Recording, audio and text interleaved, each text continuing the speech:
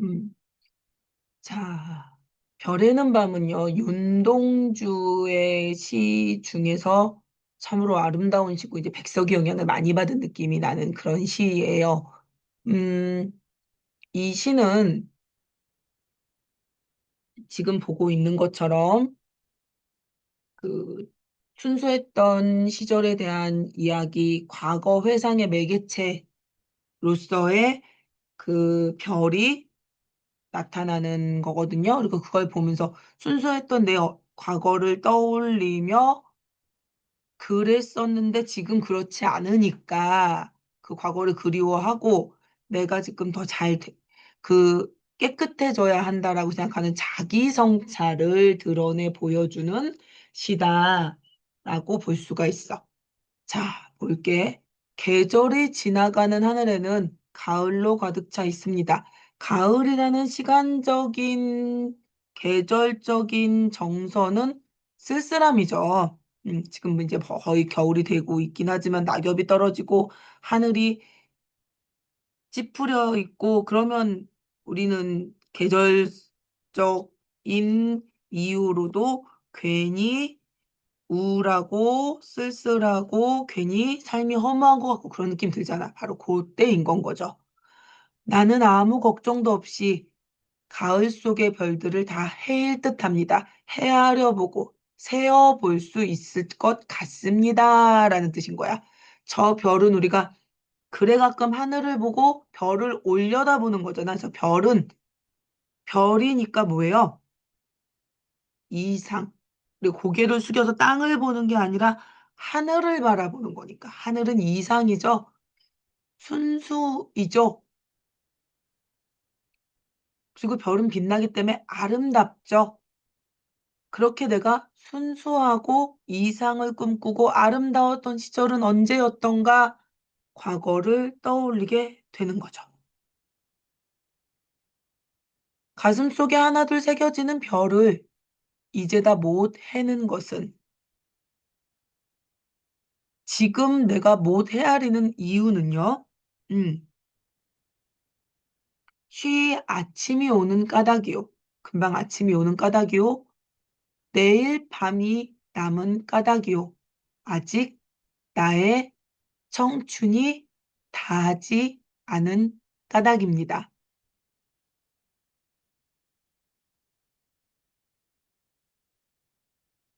네. 화자가 그리워하는 저 아름다운 세계인 별을 지금 못 세는 이유는 지금 현실적인 일제강점기라는 그런 현실적인 제약도 있지만 그렇지만 그렇기는 하지만 나는 아직 나의 청춘이 다하지 않은 까닭입니다라는 미래에 대한 희망을 보여주는 게 바로 윤동주 시인의 모습인 거야. 지금 이 현실이 힘들더라도.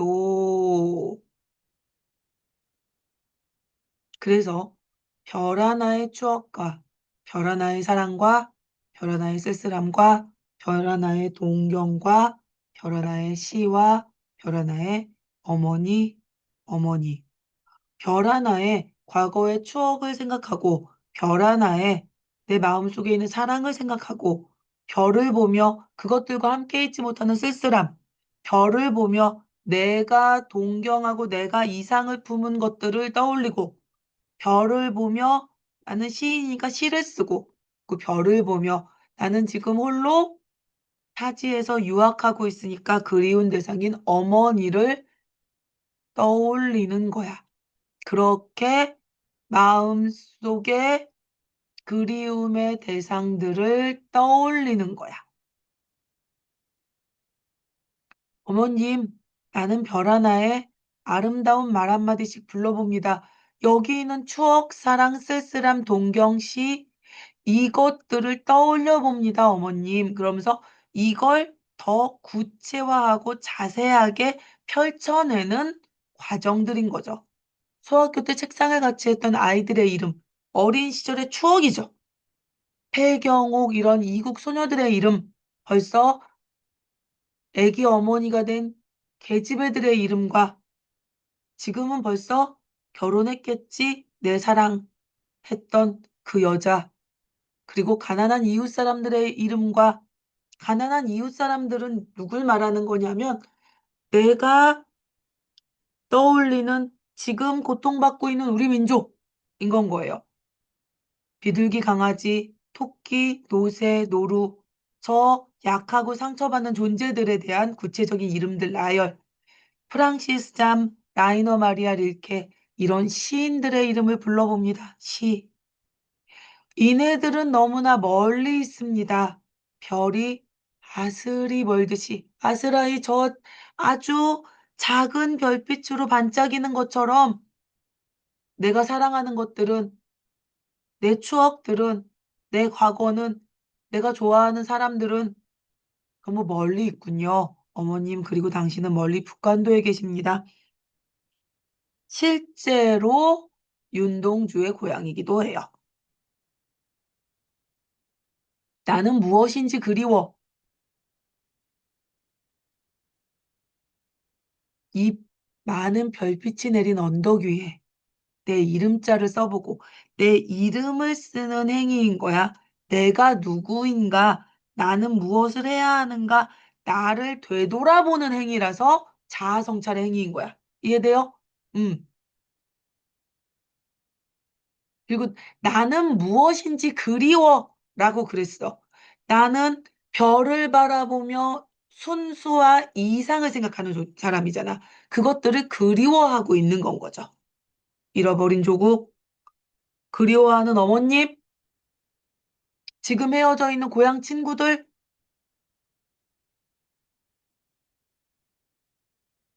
그런데 내 이름을 써보고 흙으로 덮어버린대. 내 이름이 아름답지 못하기 때문에 라고 써져 있잖아. 왜냐하면 나는 지금 이 내 잘못된 현실 속에서 그 현실을, 그 현실에 제대로 저항하지 못하고 유아 가서 신화 쓰고 있구나. 내가 열심히 치열하게 살고 있지 못하는 건 아닐까? 라고 자기 삶에 대해서 끊임없이 성찰하고 반성하는 존재가 윤동주거든요. 우리가 윤동주의 시를 다른 시를 알아요. 어떤 시가 있냐면 윤동주의 시 중에 쉽게 쓰여진 시. 들어본 적이 너 이거 1 학년이라 없을라나? 이 시 하고선 바로 연결해서 이어서 보여줄게요. 거기 보면 "삶은 이렇게 어렵다는데 시가 쉽게 쓰여지는 것은 부끄러운 일이다." 라고 얘기를 하거든. 윤동주의 시는 부끄러움의 미학이라는 말이 있어요. 부끄러워해요. 끊임없이 반성하고 부끄러워해요. 현실의 잘못 때문에 내가 아무것도 하지 못하는 자기 자신에 대한 반성. 그렇지만 그렇지만 윤동주는 그래서 절망하고 좌절하고 그러지 않아. 미래에 대한 희망을 가져. 그래서 여기 청춘이 다하지 않은 까닭입니다. 미래를 긍정해. 그래서 그러나 지금까지 자기 이름을 덮어버리는 행위를 했지만 그러나 겨울이 지나고 나의 별에도 봄이 오면 지금은 가을이고 잎이 떨어지는 조락의 시간이야. 좌절의 시간이고 우울한 시간이지만 봄이 분명히 올 거야. 계절이 바뀌는 건 당연하잖아. 분명히 이 추운 겨울은 아무리 춥고 혹독하고 힘겨워도 끝내 따스한 봄은 올 거잖아. 그것처럼 지금 일제가 아무리 우리를 괴롭혀도 일제 치하는 끝날 거고 봄이 올 거거든. 광복이 오면 무덤 위에 파란 잔디가 피어나듯이 그 죽은 이를 추모하는 그 무덤 위에도 파란 잔디가 피어나듯이 부활과 재생의 그 모습처럼 내 이름자 묻힌 언덕 위에도 내가 이름 쓴 나 자아 성찰하려고 이름 썼다가 문득 내 이름이 부끄러워 덮어버린 그 언덕 위에도 자랑처럼 풀이 무성할 계회다. 결국 미래에는 희망찬 그날이 올 거야.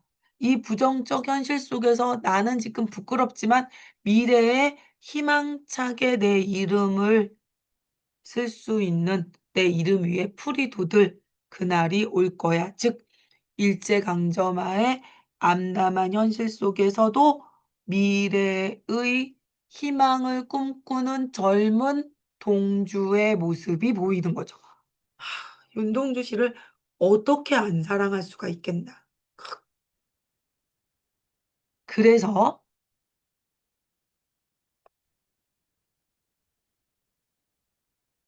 우리는 쉽게 쓰여진 시를 한번 봐야 돼. 왜냐면 연결돼서 나오기가 좋거든. 창밖에 밤비가 속살걸어 육첩방은 남의 나라. 다담이 6개 깔린 획일화된 다담이 6개 깔린 이 답답한 유학온 망국의 학생으로서 망해버린 식민지의 학생으로서 그 나라를 침탈한 그 나라로 공부하러 와 있는데 그 땅의 그 꽉 막힌 방은 남의 나라. 시인이란 슬픈 천명인 줄 알면서도 시인은 탄광의 카나리아 같은 존재예요. 이게 무슨 얘기냐면 탄광의 카나리아. 지금은 산소가 부족하면 기계가 삐비빅 울려줘 알려주지만 옛날엔 그런 게 없었잖아. 그래서 탄광에 광부들이 노래하는 아주 작은 새인 카나리아를 갖고 갔어요, 새장에. 카나리아는 우리 인간은 등치가 크고 그리고 생각보다 되게 튼튼해. 야 바퀴벌레 약 뿌리면 죽는 이유가 뭔지 알아? 거기에 약 뿌리면 죽는 이유가 뭔지 알아? 사실 그거 독극물이야. 근데 걔네들 그거 뿌리면 걔네들은 죽는데 우리는 안 죽는 이유가 우린 너무 커서 안 죽는 거야. 아마 입에다 대고서 그거 되게 많이 뿌리면 우리도 죽을 거야. 그것처럼 탄광의 카나리아는 작고 연약해서 걔가 거기 들어가 있으면 만약에 광부들이 열심히 일을 하고 있는데 카나리아가 지지배배 울고 있었다가 갑자기 파닥파닥 날개를 떨구고 죽어. 그러면 산소가 부족해진 거야. 빨리 어떻게 해야 돼? 광부들도. 나가야 돼. 인 거야. 그것처럼 시인은 어떤 존재냐면 이 시대의 그 탄광의 카나리아 같은 존재야. 우리 일반인들은 둔해서 몰라. 이 사회가 잘못됐고 이 현실이 부조리하다는 걸 모르고 있는데 시인들은 너무나 감수성이 예민하기 때문에 이거 잘못됐다는 걸 먼저 알고 느끼고 괴로워하고 고통받으면서 시를 쓰는 거야. 그들의 시가 아름답지 못하고 그들의 시가 고통받고 있으면 그럼 우리는 지금 시대가 잘못됐다는 걸 알아야 돼. 그렇게 먼저 고통받는 존재야. 시인은 슬픈 천명을 가진 존재들이죠. 그렇게 태어난 거거든. 그걸 알면서도 한 줄 시를 적어볼까. 하지만 시인이 할 수 있는 건 뭐밖에 없어. 시대가 잘못됐다는 걸 알면서도 콜록콜록하면서 시 쓰는 거밖에 할 수 없어. 나가서 잘못됐어요 하고 외치는 거라는 게 아니라 혁명가가 아니라 시를 쓰고 앉아 있는 거야 방구석에서. 잘못됐다는 건 너무나 잘 알아. 씨발 일제강점 이거 하러 나가는 게 아니라 어허 이러고 시를 쓰고 있는 내 자신이 너무 못 견디게 싫지만 내가 할 수 있는 건 시 쓰는 거밖에 없으니까 시를 적는 거야. 그러니 더더욱 자기가 자기 속에서 어떻겠어? 더 나란 사람이 싫어서 괴로워 죽겠지. 그래서 이름 썼다 내 이름도 못 견디겠어서 덮어버리는 건 거야. 그게 윤동주인 거야. 그래서 자기가 부끄러운 건 거야. 이해돼? 윤동주란 사람이 어떤 사람인 건지? 응. 다른 사람들은 다 호의호식하고 다 미스터 방이나 커피타니처럼 살고 있는데 더 못된 놈들도 고결하게 살면서도 못 견뎌서 막 이러고 있는 사람인 건 거야. 깨끗한데도. 그럼 인제 그런 윤동주의 시를 보면 '어 저렇게 깨끗한 애도 저러는데 나 이러면 안 되는 거 아니야?' 좀 먼지도 털고 멀쩡하려고 애쓰겠지. 그게 시인의 존재 이유인 거야.